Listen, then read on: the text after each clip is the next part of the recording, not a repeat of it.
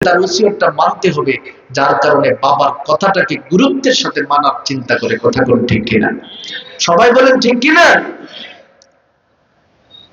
ঠিক তেমনি ভাবে আমার মালিক আমার তেলাওয়াতকৃত আয়াতের মধ্যে বান্দাদের সম্মুখে মহাব্বতের সাথে ওসিয়ত করতেছে, রে গোলাম, ওয়াসাইনাল ইনসানা বিওয়ালিদাইহি হামালাতহু উম্মুহু ওয়াহনান আলা ওয়াহনিন। আল্লাহ বলে, ওরে আমার মহাব্বতের গোলামের দলেরা, দুনিয়াতে যতদিন পর্যন্ত থাকবা, আমি আল্লাহ তোমাদের সম্মুখে ওসিয়ত করতেছি, অত্যন্ত গুরুত্বের সাথে বলতেছি, মানুষ তোমার মহাব্বতের বাবা মাকে তোমরা ভালোবাসবা, সম্মান করবা। কেন করবা? কারণ হামালাতহু উম্মুহু ওয়াহনান আলা ওয়াহনিন, তোমার মহাব্বতের মা তোমাকে পেটের মধ্যে সময় কি সময় পর্যন্ত তিনি ধারণ করেছে, পেটের মধ্যে ধারণের করতে যায় যত কষ্ট আছে সমস্ত কষ্ট তিনি সহ্য করেছেন। আলা ওয়াহনিন ওয়া ফিসালুহু ফি আমাইন, 2টা বৎসর পর্যন্ত তুমি সন্তানকে তোমার মহাব্বতের সাথে দুগ্ধ পান করাইছি। ও মুমিন, আমি আল্লাহ তোমাদের সম্মুখে ওসিয়ত করতেছি, আনিশকুরুলি ওয়া লিওয়ালিদাইহি, আমি মালিকের যেমন কৃতজ্ঞতা তুমি প্রকাশ করবা, আমি মালিকের সাথে তোমার মহাব্বতের বাবা মার কৃতজ্ঞতা প্রকাশ করো। সুবহানাল্লাহ। আল্লাহ পাক ওসিয়ত করতেছে, শোনো, প্রাথমিকভাবে আমার কৃতজ্ঞতা তোমরা প্রকাশ করো, এরপরে তোমার বাবা মা তোমাকে যে এত সুন্দর করে লালন পালন করে বড় করছে, আমি আল্লাহ কিন্তু তোমার বাবা মাকে তোমার কাছে সবচেয়ে থেকে সম্মানের জায়গা দিছি। বাবা মার সম্মানটাকে তুমি গুরুত্ব দাও, বাবা মার খেদমত করো, বাবা মার শুকরিয়া আদায় করো। এই যে শুকরিয়া আদায়ের সুরতটা কি হতে পারে, এটা আল্লাহ পাক অপর আয়াতের মধ্যে বর্ণনা করেছেন। সুবহানাল্লাহ। আল্লাহ অপর আয়াতের মধ্যে বলে, বান্দা, 1 নম্বরে আমার শুকর গুজার করার জন্য বললাম, 2 নম্বরে মহাব্বতের বাবা মার শুকর গুজার করার জন্য বললাম। কেমনে করবারে বান্দা? ওয়াকাদা রাব্বুকা আল্লা তা'বুদু ইল্লা ইয়্যা ওয়া বিল ওয়ালিদাইনি ইহসানা ইম্মা ইয়াবলুগান্না ইনদাকাল কিবরা আহাদুহুমা আও কিলাহুমা فلا تقل لهما أف ولا تنهرهما وقل لهما قولا كريما। আমার রবের পক্ষ থেকে রাজনগর এলাকার প্রতিটা মুমিন বান্দার সম্মুখে বলে দেই, বান্দা, আমি যে তোমার সামনে ওসিয়ত করেছি, 1 নম্বরে বাবা মার কৃতজ্ঞতা প্রকাশ করো, আমি আল্লাহর কৃতজ্ঞতা প্রকাশ করো। আমি আল্লাহর কৃতজ্ঞতা তোমরা কেমনে প্রকাশ করবা? প্রথমে কৃতজ্ঞতা প্রকাশের পদ্ধতি হলো লা তা'বুদু ইল্লা ইয়্যাহু, আমি মালিক ছাড়া এই জগতের মধ্যে কারো ইবাদত করার সুযোগ নাই।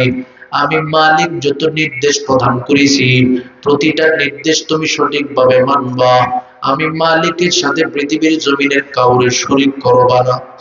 2 নম্বরে আমি আল্লাহ তোমাদের সম্মুখে বলে দিলাম, মায়ের এবং বাবার কৃতজ্ঞতা প্রকাশ করবা। বাবা মার কৃতজ্ঞতা কেমনে প্রকাশ করবা? ওয়া বিল ওয়ালিদাইনি ইহসানা, মহাব্বতের বাবা মার সাথে 24টা ঘন্টা প্রতিটা মুহূর্তে মুহূর্তে সৎ আচরণ করবা। সুবহানাল্লাহ।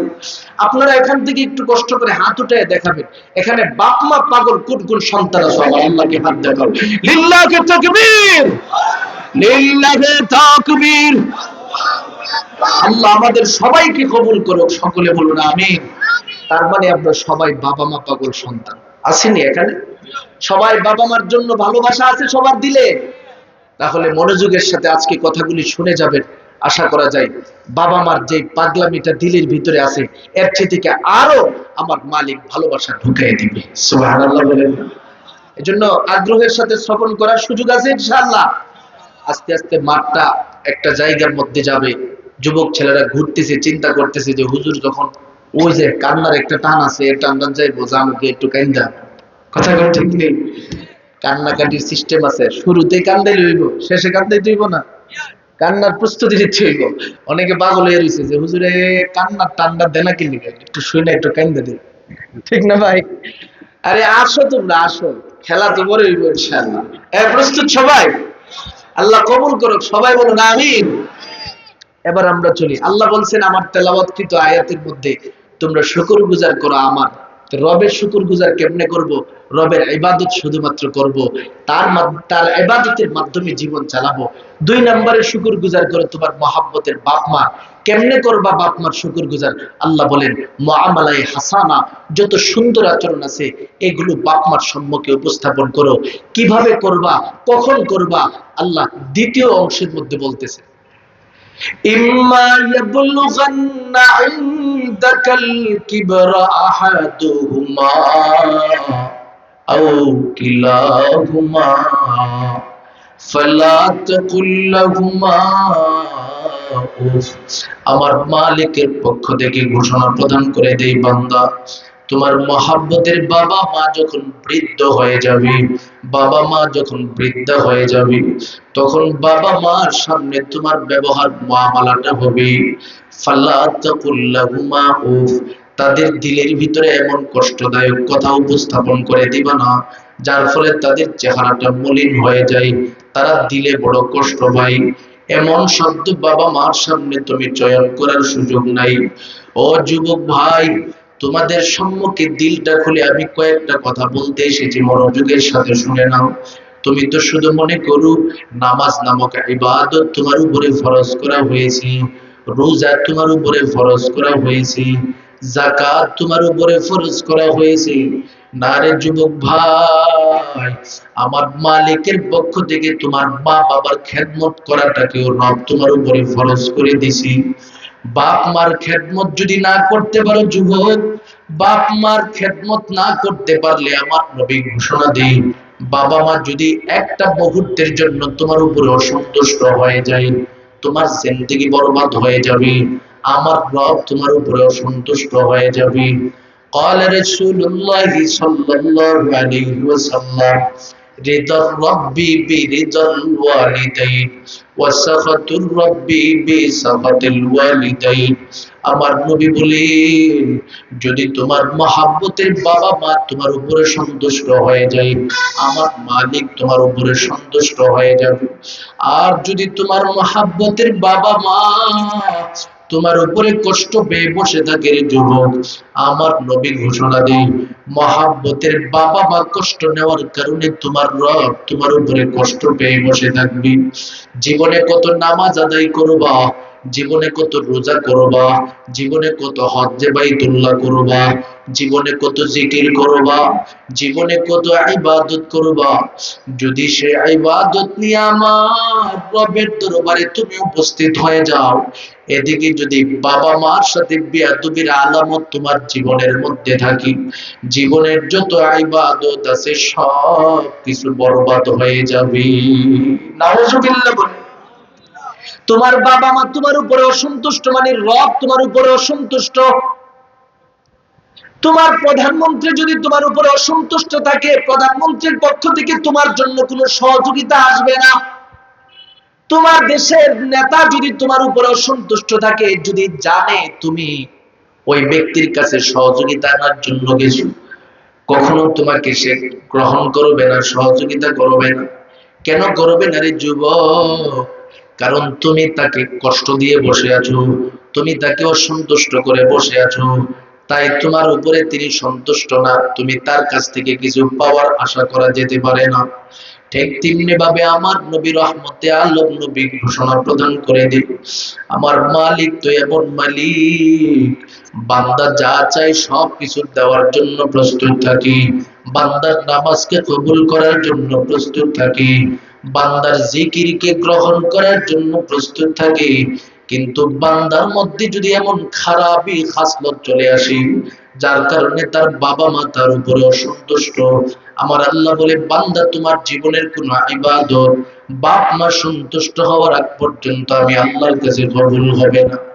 এরে যুবক, বাপ মা নামক অমূল্য সম্পদ কেমন সম্পদ সেটা তোমরা বুঝতে পারো না, আমার নবীজি সেটা তোমাদের সম্মুখে বুঝাই দিছি। একজন সাহাবী আমার নবীর দরবারে উপস্থিত হয়ে প্রশ্ন করতেছেন, যা রাজুলুন ইলান নবী সাল্লাল্লাহু আলাইহি ওয়াসাল্লাম, একজন ব্যক্তি আমার নবী রহমতে আলম নবীর নিকটে উপস্থিত হয়ে গেল। বলে, নবী গো, মান আহাক্কুন নাসি বিহুসনি সাহাবাতি, জমিনের মধ্যে মানুষদের মধ্য থেকে কোন ব্যক্তি আমার কাছে সবচেয়ে থেকে উত্তম খাসিয়ত পাওনা, উত্তম আখলাক পাওনা, সদাচরণ পাওনা? আমার নবী বলেন, উম্মুকা, তোমার মা। আবার সাহাবী বলেন, সুম্মা মান? আমার নবী বলেন, উম্মুকা, তোমার মা। আবার সাহাবী বলেন, সুম্মা মান? আমার নবী বলেন, উম্মুকা, তোমার মা। আবার সাহাবী বলেন, সুম্মা মান? আমার নবী বলেন, আবুকা, তোমার বাবা। ও রাজনগর এলাকার আল্লাহর মহাব্বতের গোলামের দল, আমার নবী রহমতে আলম নবী ঘোষণা প্রদান করে দেয়, ওরে উম্মতের দলেরা শোনো, দুনিয়াতে মানুষ মানুষ হিসেবে যদি তুমি কাউকে সম্মানই করতে যাও, ভালোই বাঁচতে যাও, আমি নবী তোমাদের ব্যাপারে ঘোষণা দিলাম, সবার আগে তুমি তোমার মাকে সম্মান করো, মাকে সম্মান করো, মাকে সম্মান করো। কেন করবা? কারণ তোমার মা তোমার জন্য তিন জায়গায় বড় কষ্ট করেছে। এক নাম্বার, হামালাতু উম্মুহু ওয়াহনান আলা ওয়াহনিন, তোমার মা তোমাকে পেটে ধারণ করেছে, ধারণ করার যত কষ্ট আছে সব কিছু গ্রহণ করেছে। দুই নাম্বার, তোমার মহাব্বতের মা তোমাকে ডেলিভারি করতে যায়, কি পরিমাণে কষ্ট করেছে। একজন মা যখন সন্তান প্রসব করার প্রস্তুতি নিয়ে নেন, ঠিক এই মুহূর্তের মধ্যে পেটের ভিতরে সন্তান যখন একের পর এক একটা লাথি মারতে থাকে, মা জোরে জোরে চিৎকার মারিয়া সন্তানের বাবার কাছে বলতে থাকে, ও সন্তানের বাবা, আমার মন বলে সন্তান যেভাবে আমার পেটের উপরে আঘাত করতেছে এই দুনিয়াতে আমি বাঁচবো না। শেষ পর্যন্ত বাবার কাছ থেকে অনুমতি নিয়া ঘরের যত আত্মীয় স্বজন আছে সবার কাছে যায়, শাশুড়ির কাছে যায়, শ্বশুরের কাছে যায়, ভাইয়ের কাছে যায়, চাচার কাছে যায়, চাচির কাছে যায়, মামার কাছে যায়, মামির কাছে যায়, সবার হাতে হাত রাখিয়া বলি, বাবা গো, যেইভাবে সন্তান পেটের উপরে এইভাবে আঘাত করতেছে, আমার মন বলে আমি বেঁচে তোমাদের কাছে ফিরবো না। আমার সমস্ত অপরাধ গুলো তোমরা সবাই আমার মাফ করে দিও। স্বামীর হাতের মধ্যে ধরে বলে, স্বামী গো, জীবনে কত অপরাধ করলাম, আপনি যদি আমার উপরে একটু কষ্ট নিয়ে বসে থাকেন, আমার যাওয়ার মতো কোনো পথ নাই। শেষ পর্যন্ত স্বামীও কান্দে, বিবিও কান্দে, দুজন মিলে একজন অপরজনের কাছ থেকে বিদায় নেয়। এবার সন্তান যখন প্রসব করবে, এক একটা লাথি আপনার মায়ের পেটে মারতাম, যার ফলে মা সহ্য না করতে পারিয়া একটা জোরে চিৎকার মারতো। শেষ পর্যন্ত দুনিয়ার জমিনে আমাদের আগমন ঘটলো। ও রাজনগর এলাকার যুবক ভাই, আমার নবী রহমতে আলম নবী ঘোষণা প্রদান করে, এই পেটের ডেলিভারির যে বেদনা আছে, কষ্ট আছে, সেটা তোমার মা সহ্য করেছে। তিন নম্বরে, তোমার মা ওয়াফিসালুহু আমাইন, তোমাকে 2টা বছর পর্যন্ত মহাব্বতের মা দুগ্ধপান করাইছে। একটা মুহূর্তের জন্য এই দুগ্ধের মধ্যে কোনো ভেজাল ছিল না, পরিপূর্ণ মুক্ত দুগ্ধ তোমাদেরকে পান করায়া বড় করলো। এইভাবে তিনটা জায়গার মধ্যে তোমাদের জন্য মহাব্বতের মা বড় কষ্ট করেছে। তাই আমার নবী বলেন, ও সাহাবী, দুনিয়াতে যতদিন পর্যন্ত থাকবা মায়ের হক আদায় করবা, মাকে ভালোবাসবা, মাকে সম্মান করবা, মায়ের সামনে মাথা উঁচু করে কথা বলিও। বাবার হকের কথা একবার বলি আমার নবী বলে দেন, উম্মত, তোমার মহাব্বতের বাবা তোমাকে বড় করার জন্য কতই না কষ্ট করেছে। চৌধুরী বাজারে ব্যবসার দোকান খুলেছে, শুধু ব্যবসার কাজই পরিচালনা করে নাই, কত জায়গায় কত কিছু করেছে, কত সময় ব্যয় করেছে।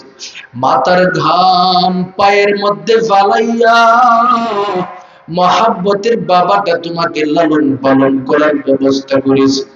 আমার নবী বলেন, এই মহাব্বতের বাবা মাকে যদি তুমি কষ্ট দাও, আমার মালিক কখনো সইবে না। বরং বাবা মাকে তুমি পরিপূর্ণ সম্মান করবা, পরিপূর্ণভাবে ভালোবাসবা। হুমা জান্নাতুকা ওয়া নারুকা, তারা হলো তোমার জন্য জান্নাত, বাবা মা হলো তোমার জন্য জাহান্নাম। এর মুমিন আল্লাহর বান্দাদের দোলেরা শুধু তার মধ্যেই তো সীমাবদ্ধ নয়। কোন বাবা মাকে তুমি সম্মান করবা, যাদের দোয়া আমার মালিকের কাছে তোমার জন্য মাকবুল করা হয়েছে। হাদিস শরীফে আমার নবী ঘোষণা প্রদান করে দেই, قال رسول الله صلى الله عليه وسلم সালাসু দাওয়াতিন মুস্তাজাবাত লা শাক্কা ফীহিন্না দাওয়াতুল ওয়ালিদাইনি আলা ওয়ালাদিহি ওয়া দাওয়াতুল মুসাফির ওয়া দাওয়াতুল মাজলুম আও কামা ক্বালা আলাইহিস সালাতু ওয়াস সালাম। আমার নবী রহমতে আলম নবী ঘোষণা প্রদান করে দেই, এরে আমার মহাব্বতের উম্মতেরা, তিন প্রকারের ব্যক্তির ব্যাপারে আমি নবী ঘোষণা দিলাম। ওই ব্যক্তিদের দোয়া আমার মালিকের কাছে নিশ্চিত কবুল হয়ে যায়, কোনো প্রকারের সন্দেহ নাই।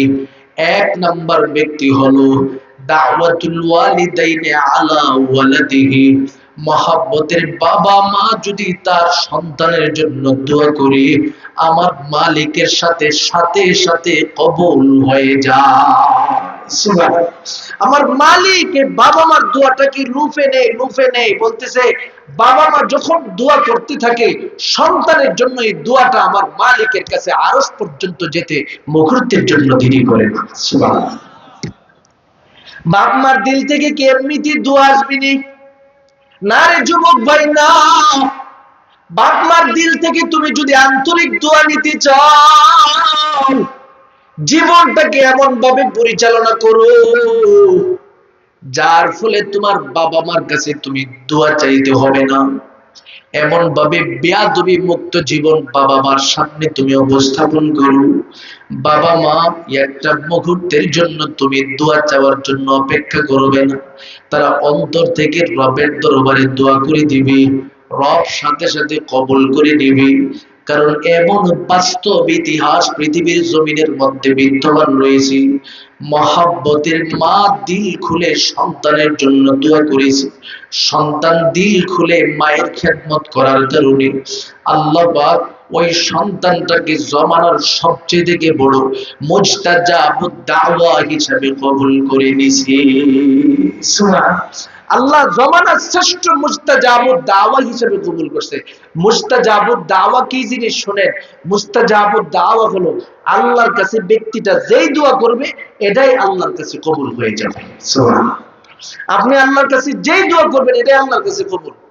এই মুস্তাজাবুদ দাওয়ার গুণে গুণান্বিত হয়েছিলেন আখিরি যুগের উম্মতের মধ্যে একজনের নাম ছিলেন হযরত ওয়াইস ইবনে আমির রাহমাতুল্লাহি আলাইহি, যিনি সাহাবী হওয়ার যোগ্যতা রেখেছিলেন, নবীর কাছে যাওয়ারও রাস্তা ছিল, কিন্তু নবীর একটা নির্দেশ মানার কারণে তিনি নবীর সাথে সাক্ষাৎ করে সাহাবী হতে পারে নাই। তার ওয়াকিয়াটা বড় লম্বা, সংক্ষিপ্ত ভাবে বলতেছি। একদিন হযরত ওমর ফারুক এবং আলী, উসমান, অন্যান্য যত সাহাবা ইকরামরা ছিলেন তাদের সামনে আমার নবীজি নসিহত করতেছে, বলতেছে, ইয়ামান দেশে একজন আল্লাহর মহব্বতের বান্দা আছে যার নাম হলো ওয়াইস ইবনে আমির। তোমরা যদি কোনোদিন ওয়াইস ইবনে আমিরকে পাও, তার কাছ থেকে তোমরা দোয়া নিবা। বিশেষ করে ওমর রে নবী বলতেছে, ওমর তুমি তার কাছ থেকে দোয়া নিবা এবং আমার উম্মতের জন্য তার কাছ থেকে দোয়া চাইবা। সুবহানাল্লাহ। নবীজি পৃথিবীতে বেঁচে থাকা অবস্থায় আর শ্রেষ্ঠ সাহাবীদের মধ্য থেকে একজন সাহাবী উমরে ফারুক, তিনি বলতেছেন যে আমাকে নবীজি বলে গেল একজন তাবির কাছ থেকে, ওয়াইস ইবনে আমের, দূরে তার বাড়ি, ওই ব্যক্তির কাছ থেকে আমি দোয়া নিব। ব্যক্তিটা কে হতে পারে আমার জানার বড় আগ্রহ জাগলো। এবার নবী বলেন শুধু দোয়া না, আমি যে একটা জুব্বা মোবারক আছে, জুব্বা মোবারকটা উমরের কাছে দিলাম, যদি দুনিয়া থেকে আমি নবী বিদায় হয়ে যাই, আমার ওয়াইস ইবনে আমের যদি মদিনা নগরীতে আসে, তার কাছে আমার জুব্বা মোবারকটা হাদিয়া দিয়ে দিবা। সুবহানাল্লাহ।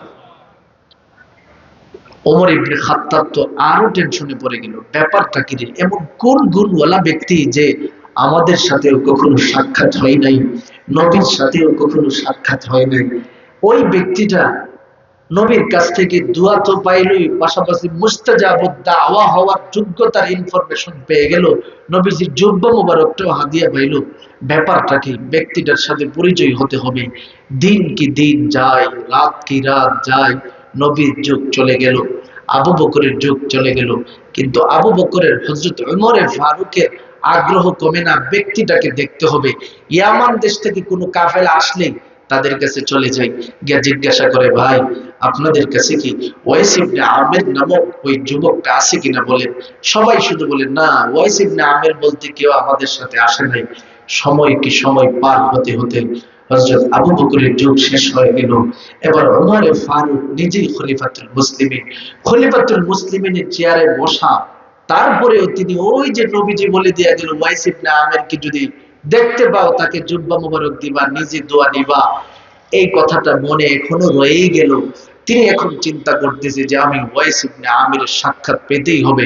গোটা এলাকার মধ্যে আইন জারি করে দিল, যদি ইয়ামান দেশ থেকে কাউরে তোমরা খুঁজে খুঁজে পাও, কোনো একটা লোক আসছে, আমার কাছে নিয়ে আসবা, অথবা আমার কাছে ইনফরমেশন দিবা, আমি ওমর নিজে যাই তাদের সাথে সাক্ষাৎ করে নিমন্ত্রণ দিয়ে আমার এখানে আনবো। সুবহানাল্লাহ।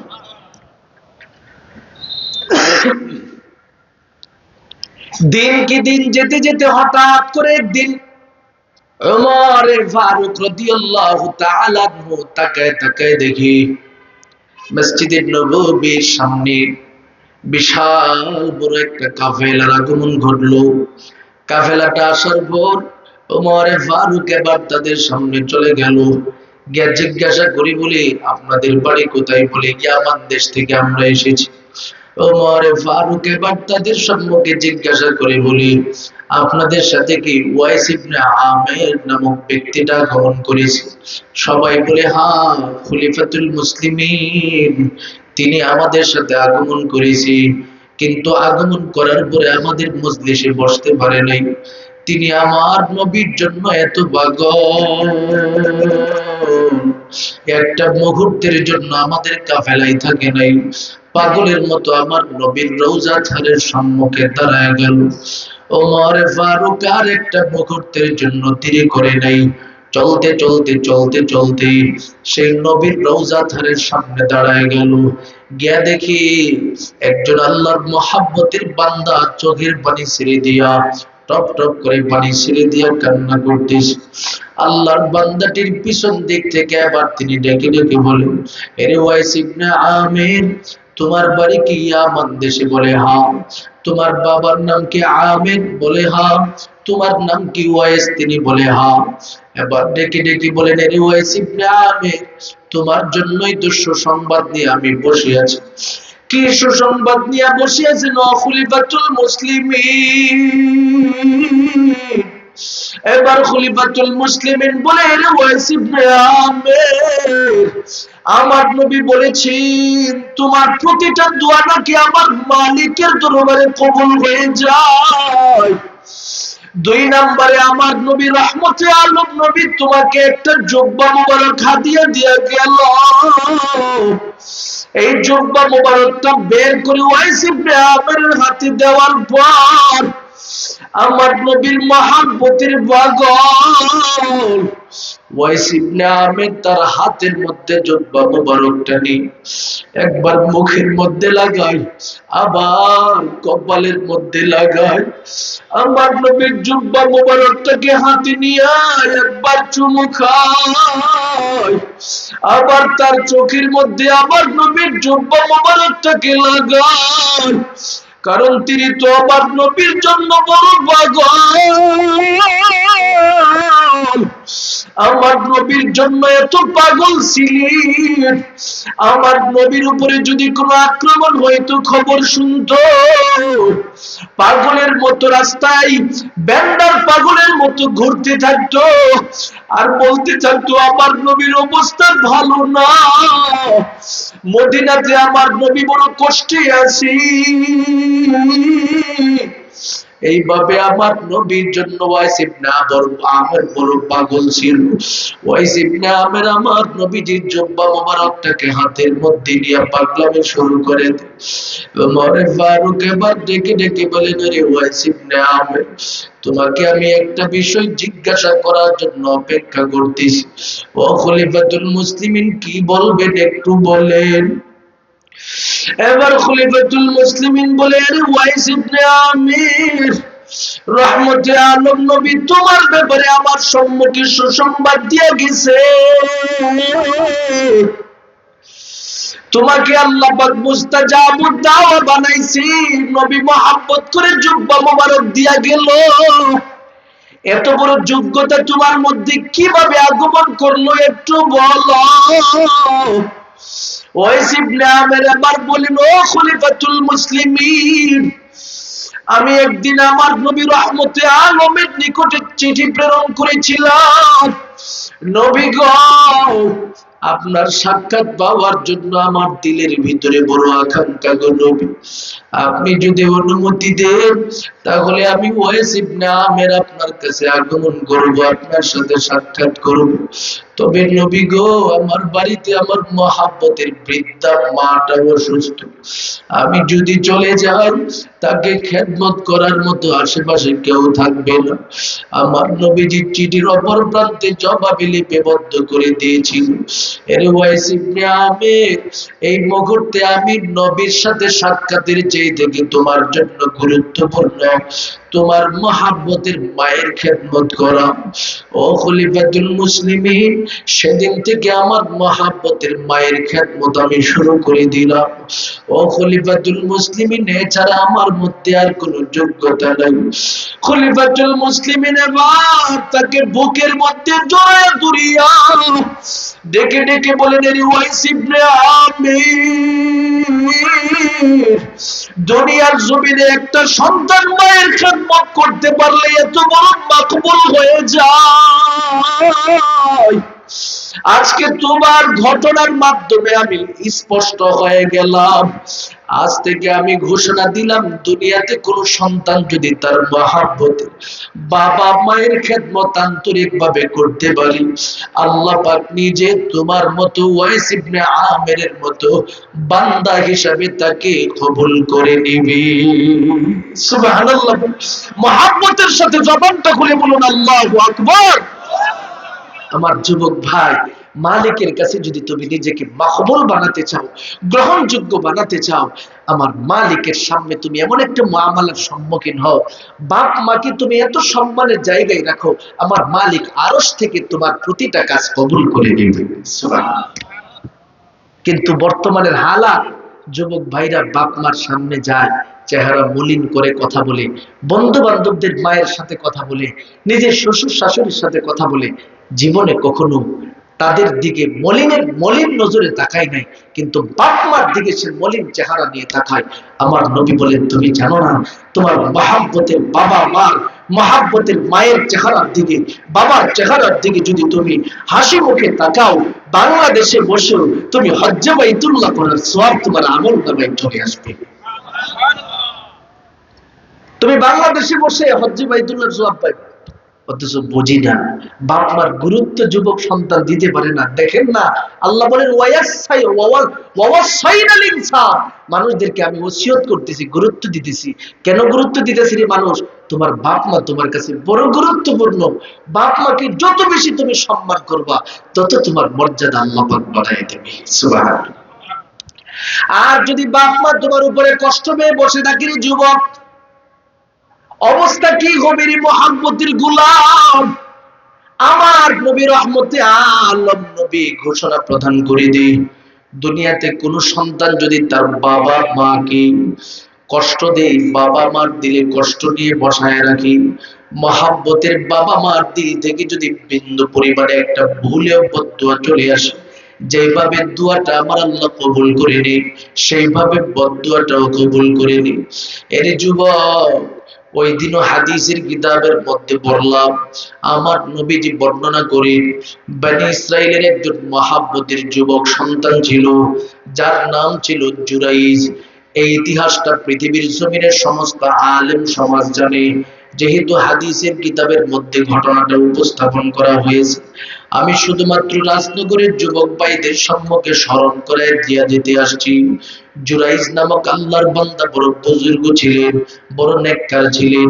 তার প্রতিটা মুহূর্ত আমার মালিকের জন্য কাটাই, প্রতিটা মুহূর্ত ইবাদতের মাধ্যমে কাটাই, জিকির আজকার নিয়ে কাটাই, প্রতিটা মুহূর্ত সাজদার মাধ্যমে কাটাই। একদিনের ঘটনার দিকে তাকালে দেখা যায়, জুরাইজ যে ইবাদত খানার মধ্যে অবস্থান করতেছিলেন, সে ইবাদত খানার দরওয়াজার সম্মুখে দাঁড়ায়া দাঁড়ায়া মহাব্বতের মা ডাকতেছে, রে জুরাইজ, এই মুহূর্তে তোমাকে আমার বড় প্রয়োজন, চলে আসো। মা ডাকতেছে, জুরাইজ আবার নামাজের মধ্যে দাঁড়ানো। কি করবে? মায়ের ডাকে সাড়া দিবে নাকি নামাজ পড়তে থাকবে? জুরাইজ তো তেমন কোনো আলিম ছিলেন না, যার কারণে মাসলাও জানে না, সাধারণ শুধু ইবাদতের মধ্যে মগ্ন। এর মুমিন, এখান থেকে একটা বিষয় ভালো করে বুঝতে হবে, যে কোনো বিষয়ের ইলম জানা প্রতিটা মানুষের জন্য বড় জরুরি। আপনি যদি নামাজ পড়েন, নামাজের ইলম জানা জরুরি। তাহাজ্জুদ পড়েন, তাহাজ্জুদের ইলম জানা জরুরি। আপনি যদি জিকির করেন, জিকিরের ইলম জানা জরুরি। আপনি যদি হজ করেন, হজের ইলম জানা জরুরি। আপনি যদি উমরা করেন, উমরার ইলম জানা পরিপূর্ণভাবে আপনার জন্য জরুরি করা হয়েছে। এভাবে প্রতিটা ইলম জেনে জেনে যদি আপনার জীবনটাকে ইবাদতের মাধ্যমে সাজাতে পারেন, আমার নবী রহমতে আলম নবী ঘোষণা প্রদান করে দেই, প্রতিটা ইবাদত সহজভাবে মালিকের কাছে কবুল হয়।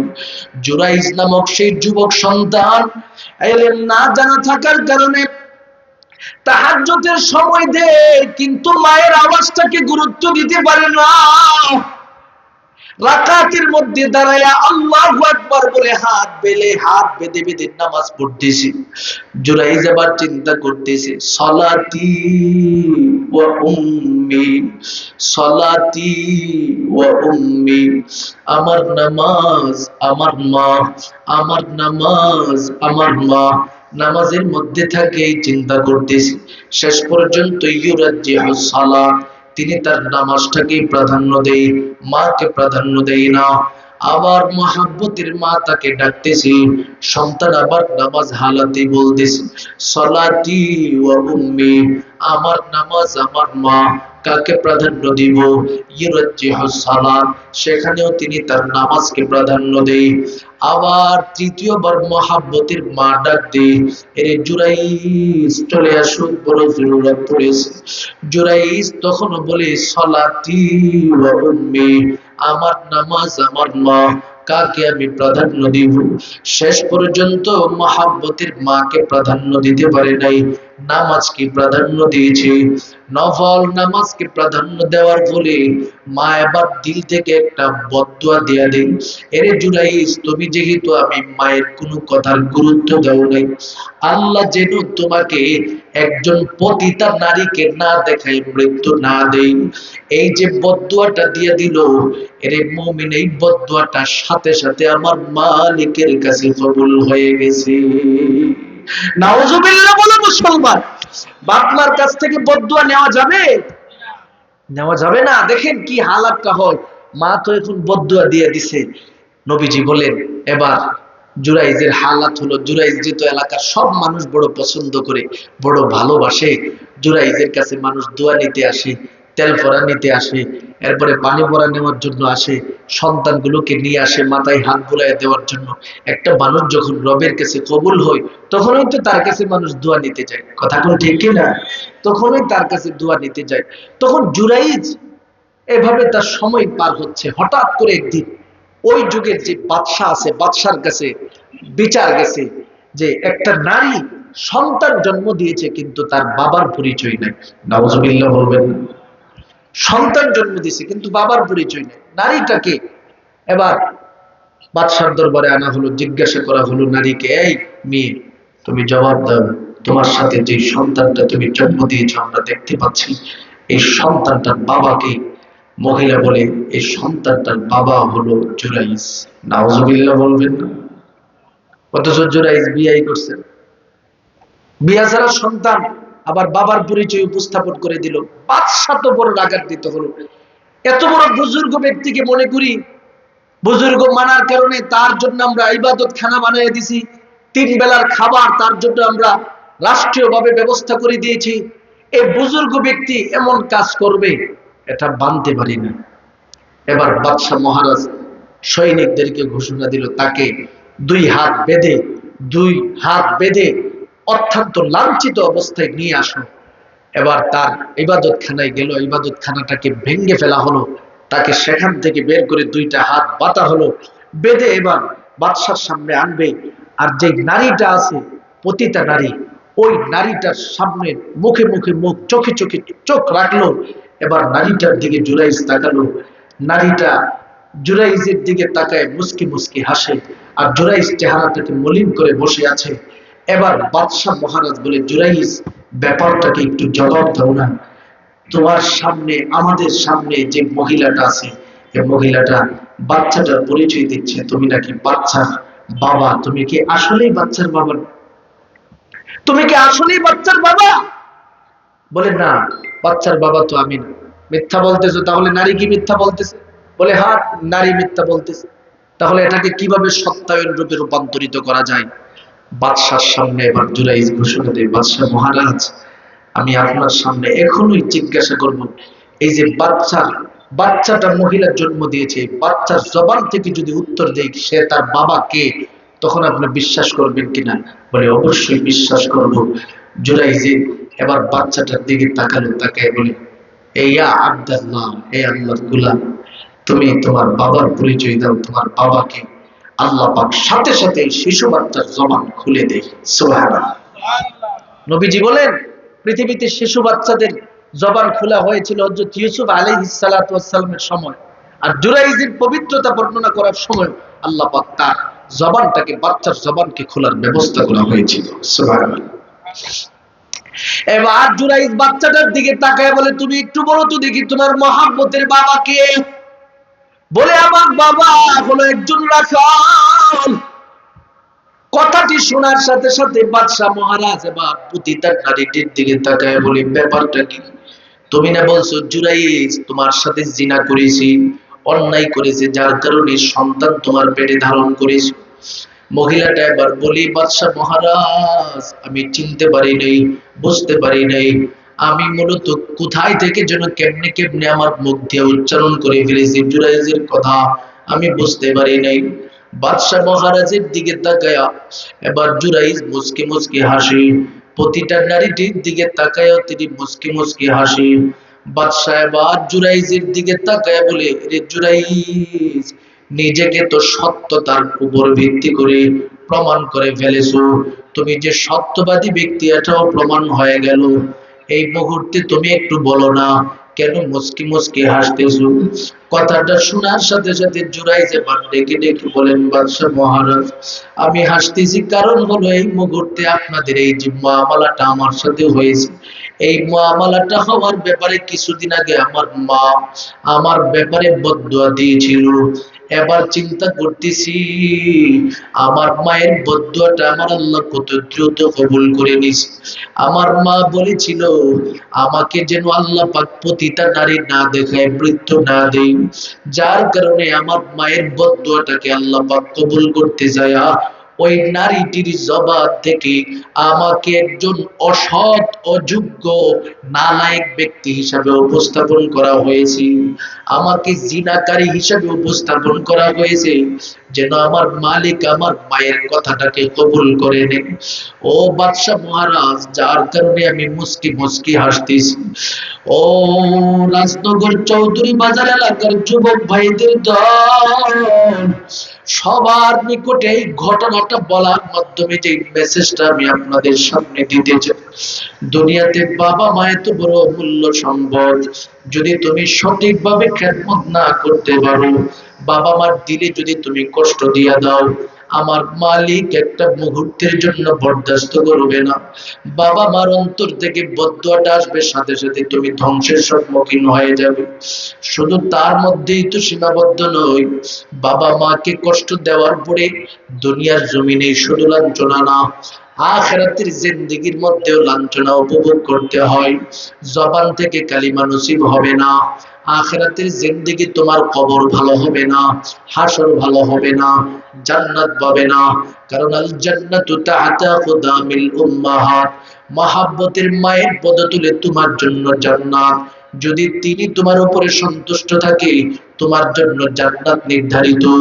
এ কারণে আমার রবের পক্ষ থেকে ঘোষণা প্রদান করে দেয়, এরে আমার মহাব্বতের গোলামের দলেরা, আমি আল্লাহর শুকরিয়া আদায়ের পরে মহাব্বতের বাবা মার শুকরিয়া আদায় করবা।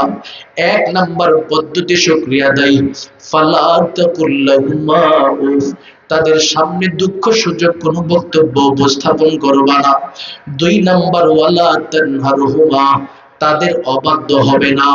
তিন নম্বরে আল্লাহ ঘোষণা প্রদান করে দেই, ওয়াকুল্লাহুমা কাওলান কারীমা, মহাব্বতের বাবা মার সাথে সম্মানের আচরণ করবা, সর্বোচ্চ সম্মান নিয়ে কথা বলবা। চার নম্বরে আল্লাহ বলে, বান্দা বাবা মার উপরে তুমি শুকরিয়া আদায় কেমনে আদায় করবা, ওয়াখফিজ লাহুমা জানাহাজ যুল্লি মিনার রাহমা ওয়াকুর রাব্বিরহামহুমা কামা রাব্বায়ানি সগীরা। সবাই পড়ে, রাব্বিরহামহুমা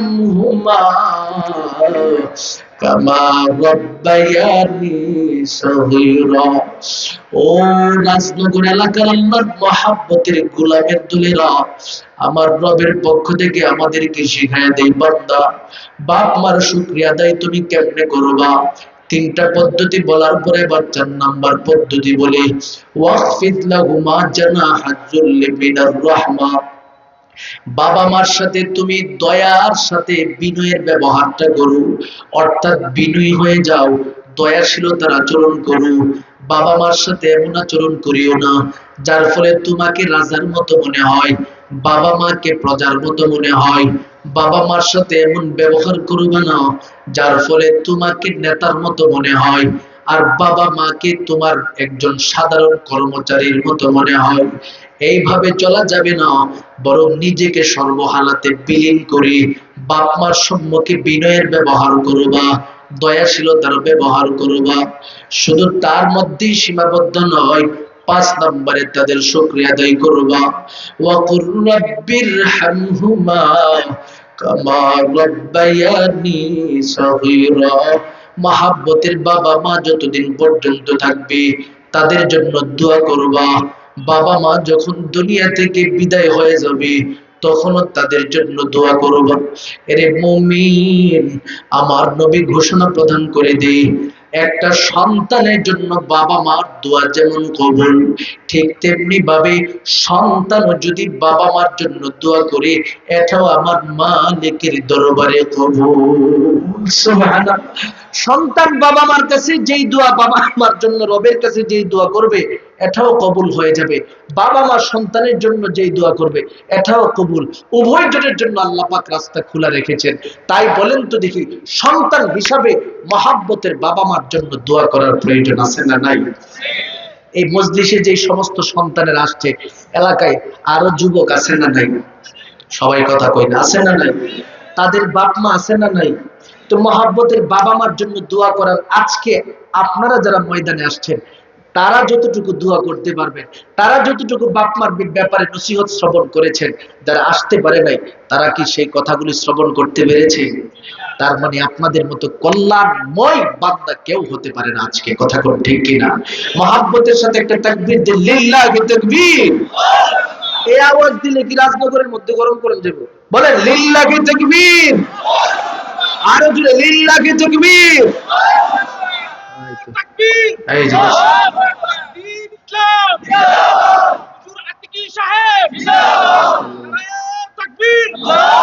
গরম লোক পাইছি একজন, আল্লাহ কবুল করুক, সবাই বলি না আমি। আরে মিয়া, গরম না হইলি তুই তো না, গরম যদি না হন এখন আর হবে না। ওই যে ডানে বামে সামনে পিছনে গুতা শুরু হয়ে গেছে অলরেডি, দেখেন না? ভারত থেকে অলরেডি বাংলাদেশের উপরে আক্রমণ করার চিন্তাও তারা করতেছে। এজন্য মুসলমানিত্বের ঈমান যদি টিকে না রাখতে পারেন, শাহজালাল রাহমাতুল্লাহি আলাইহির মতো যদি এই তাকবীর না দিতে পারেন, এই বাংলার জমিনকে রক্ষা করা বড় কঠিন হয়ে যাবে।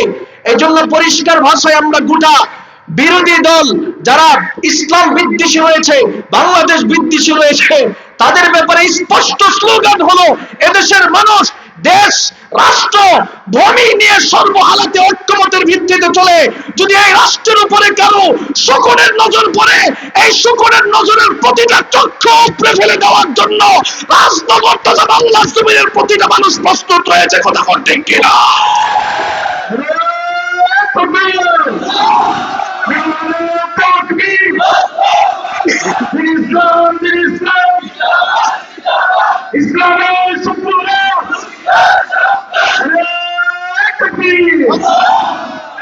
বাংলাদেশ নিয়ে মোটামুটি ষড়যন্ত্র চলতেছে। আজকে আমাদের বাংলাদেশ অন্তর্বর্তীকালীন যে সরকারের প্রধান রয়েছেন, বাংলাদেশের সমস্ত রাজনৈতিক দলদেরকে নিয়ে বসছেন।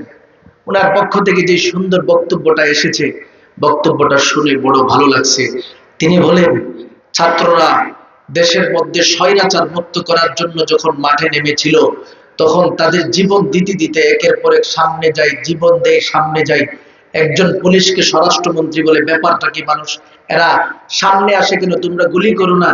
এবার পুলিশ স্বরাষ্ট্রমন্ত্রীর কাছে জবাবে বলে, মন্ত্রী মহোদয়, কেমনে আমরা গুলি করে তাদেরকে ফালাবো? আমরা তো তাকায় তাকায় দেখি, একটারে গুলি করি একটাই পরে, আবার বাকিগুলো যেটা পুড়ে গেছে এটা পুড়েই থাকে, বাকিগুলি সামনে আসতে থাকে, সামনে আসতে থাকে। একটারে গুলি করি দুইজন আসে, দুইটারে গুলি করি তিনজন আসে, তিনটাকে গুলি করি চারজন আসে। এবার আমাদের অন্তর্বর্তীকালীন যিনি সরকার প্রধান আছে, তিনি বলেন, রাষ্ট্র এবং ভূমির ব্যাপারে যদি কারো কাছ থেকে কোনো আক্রমণ আসে, তাহলে একটার বদলা চারজন নয়, একটার বদলা 40 জন নিজের জীবন দিতে প্রস্তুত হবে, কথা কোন ঠিক কিনা? তার মানে আমরা অন্তর্বর্তীকালীন সরকারের প্রধানের সাথে অন্তত পক্ষে মুনাফিকরা যদি ঐক্যমত না হতে পারে, আমরা মুসলমানেরা ঐক্যমত, কথা কোন ঠিক কিনা? আমরা এই রাষ্ট্রকে হেফাজতের জন্য সর্বোচ্চ চেষ্টা করে থাকি। এই দেশ নিয়ে ষড়যন্ত্র করার একটা অংশই পাকিস্তানের মুসলমান ভাইদের কাছ থেকে আমাদেরকে দূরে সরানো, কথা কোন ঠিক নেই? আজকে যখন বিগত সরকার ছিল, সেই সরকারের সময় পাকিস্তানের মুসলমানেরা আমার কলিজার টুকরা ভাই তারা, কারণ তাদের সাথে আমাদের ইমানের সম্পর্ক আছে। আর ইমানের সম্পর্ক যাদের সাথে আছে, তাদের প্রতি এমনিতে দিলের ভিতরে ভালোবাসা জাগ্রত হয়, কথা কোন ঠিক কিনা? এই লোকদের সাথে, এই দেশটার সাথে কোনো প্রকারের সম্পর্ক তারা রাখে নাই। জাহাজগত সম্পর্ক হোক, উন্নয়নগত সম্পর্ক হোক, সমস্ত সম্পর্ক বাদ দিয়ে দিছে। অথচ এখন আমরা বাংলাদেশের মানুষ চিনি নিয়ে একটু বিপদে পড়ছিলাম, সাথে সাথে এরা হাজার হাজার টন চিনি পাকিস্তান থেকে বাংলাদেশে পাঠিয়ে দিছে। আলহামদুলিল্লাহ বলবেন না? আজকে এক বক্তব্য শুনলাম, পাকিস্তানের এক জনগণ বলতেছে যে আমাদের এই এটম বোমা আছে, এই এটম বোমা মূলত আমাদের না, বাংলাদেশের মানুষ আপনারা ব্যবহার করবেন। সুবহানাল্লাহ বলবেন না? তার মানে তারা আমাদের জন্য কি পরিমাণে ভালোবাসা, এবার চিন্তা করেন। প্রতিটা জায়গায় তারা ভালোবাসার প্রমাণ দিচ্ছে। আর আমাদের শত্রু রাষ্ট্র, প্রতিবেশী রাষ্ট্র ভারত, তারা সারাটা জীবন আমাদেরকে খেয়ে দেয়ে একদম আমাদেরকে খালি করে দিয়া এই মুহূর্তে তাদের দালাল সরকারকে এদেশের মানুষ উৎখাত করেছে। এটা তারা সহ্য করতে পারে নাই, যার কারণে এখনো তারা আমার দেশের উপরে আক্রমণ করার চেষ্টা করতেছে, কথা ঠিক।